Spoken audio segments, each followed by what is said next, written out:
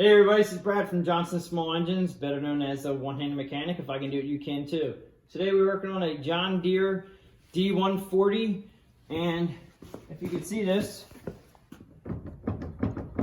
pretty bad wheel bearing, and I'm going to show you how to replace it today. First thing you want to do is check out the tools needed. Okay, so tools we need today from right to left: hammer, a chisel of your liking, heat gun if you like to, torch. I like to use a torch, it just makes it a little bit faster for me. Heat gun is for taking off these caps right here. And the cap, if you do need a new cap for your front of your hub, it's a John Deere part number M143338. Right here we have a hook. We have a, it's just a tool with a hook on the end that it helps me take the cap off, but unfortunately sometimes the caps will rip, so you gotta be careful. 2 flathead screwdrivers I'm gonna try, one or the other should work for the clip ring that we have to take off the axle. And then our bushings here, 2 of these bushings, they no longer have the bearings like they used to back in the day, so they went to bushings. So John Deere M123811, and then grease gun here. So that's pretty much everything we should need to get the front wheel off and to put the bushings in. So let's go to the tractor and we'll get it started. Okay, so we're at the tractor, and you will need a jack or some way of getting your John Deere up in the air. I'm going to use a small floor jack that I use, and then I'm going to put a jack stand just underneath the axle. Okay, so I'm going to jack it up right where the mower deck pivot, the mower deck actually hanger is for the tractor. I took the mower deck off for servicing the machine. So I'm going to jack it up here, and I'm going to put my jack stand right here, just in case, but I'm not going to use it, I'm just going to leave it there. And come around to your wheel, and as you can see, the wheel is very wobbly. The cap here, it's very cold where we're at right now, and I warm it up, and you got to be careful using a flame. You can use a heat gun if you have a heat gun. I'm just trying to get this thing to soften up. And once you have it softened up, then very gently, you don't want to rip the cap. You just want to pull it off, pop it off like that. So here we go. And this has been greased. If you grease your machine yearly, you shouldn't have a problem with this, or at least every couple months, depending on how many hours you put on your machine a week is going to be depending on how much grease actually is going to be in here, but very wobbly. All right, so this clip ring right here we have to get off. Just going to take your screwdriver and be careful. These can fly away. Take it off there, put it down to the side, and then you have a flat washer here. Put that down. And then you pull your tire off. Now, usually when I pull the tires off of these things, usually there's a washer inside here. This one looks like it is either it's still there or something missing. Sometimes you'll see a washer come off the back side of your wheel right here. Sometimes it come off. Now, you can see this has definitely been greased, and it has definitely pushed a lot of grease out and around the area.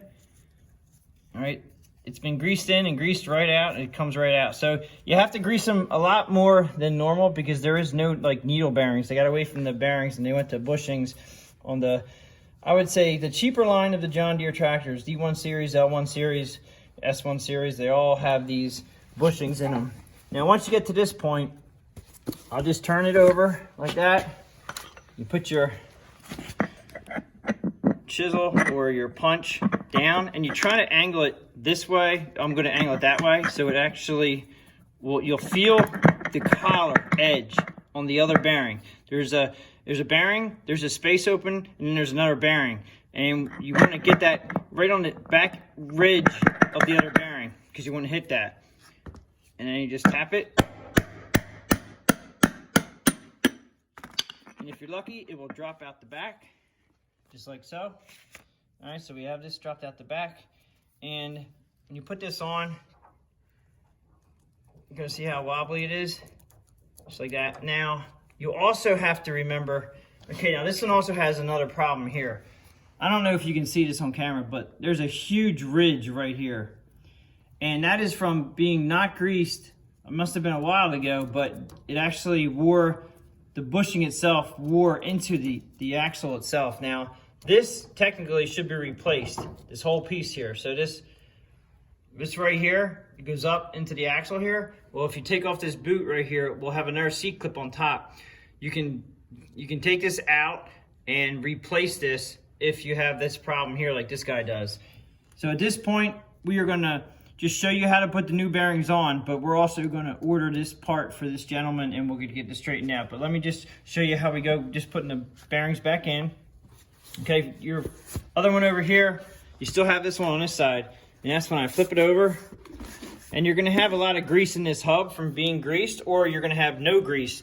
Now, I definitely recommend, if you can, unless your grease is very fresh, just go ahead and take all this old grease out and just replace it with new grease from the grease gun. And if you guys don't want to get your hands dirty, definitely wear gloves.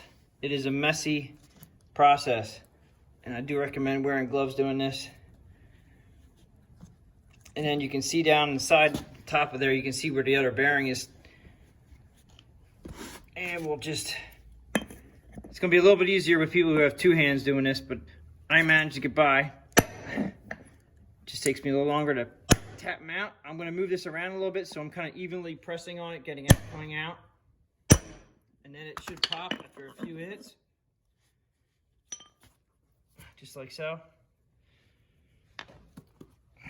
And then when you put the new ones in, just have to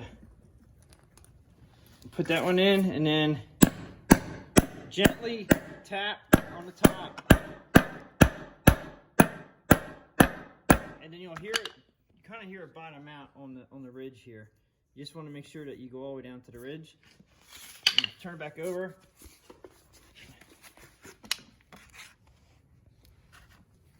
Get the other one now. There's a flat spot on the bearing here.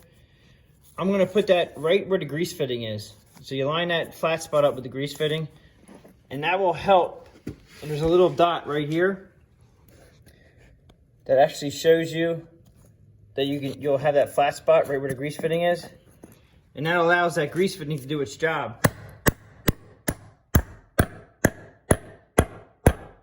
Usually you can hear you'll hear a sound of it hitting the rim in here, and it's nice and flush.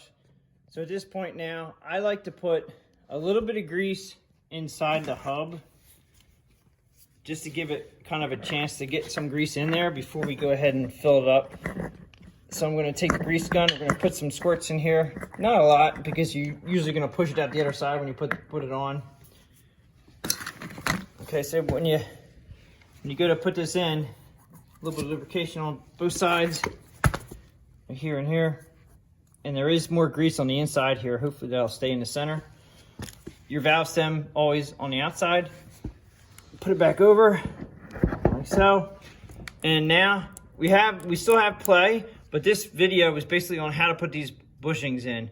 I should have another video on how to install this axle. Of course, that grease didn't stay all inside, but I just wanted to get some in there to begin with, and it pretty much showing you how to put the bearings in here.